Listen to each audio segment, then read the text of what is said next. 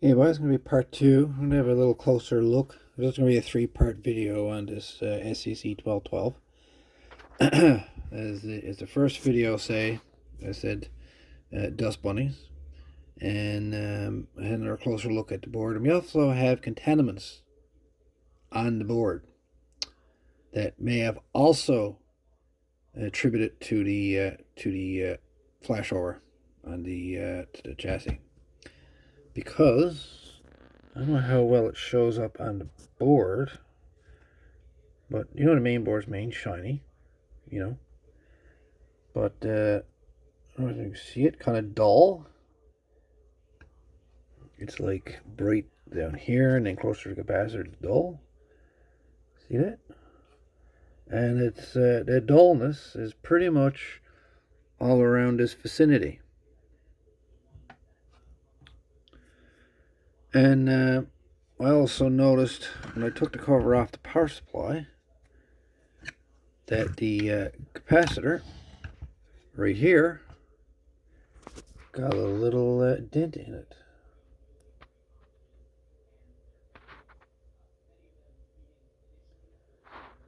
How it got a dent, I don't know, but it's possible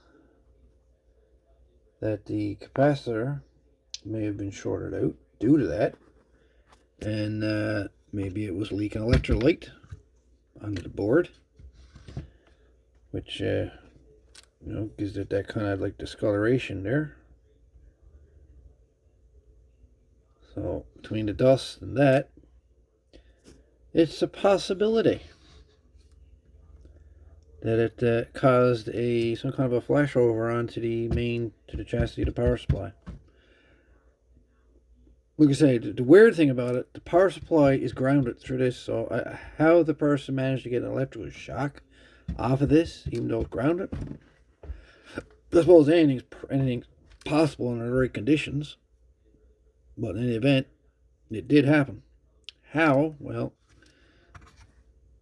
don't know. I'm going to remove the board. In the next video, we'll take this board out, and we'll take a look at the bottom of the board and see if we see anything there. Now, next to these MOSFETs and whatnot, you might see a line going all the way along there in front of the pins. Let me get myself a pointer. Let me get a pointer.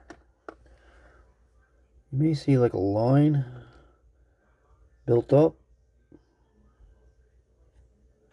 So it's possible something, as well as the capacitor, something might have been spilled on this power supply at one point as well. It's a possibility. Considering where it was being used to, anything's possible. But the contamination on the board on the top, like it even goes all the way over to here, all the way in here, all the way here, in front of the MOSFETs and whatnot. The AC side is shiny. There's no contamination on the board on this section. It doesn't show any signs of any damage other than that capacitor.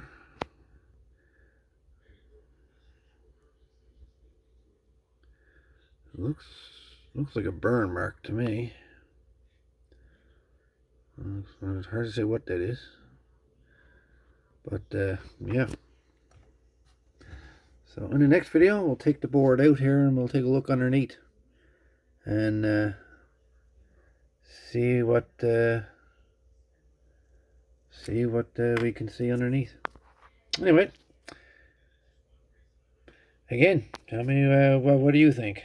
How do you think this power supply may have caused a slight electrical shock to the user?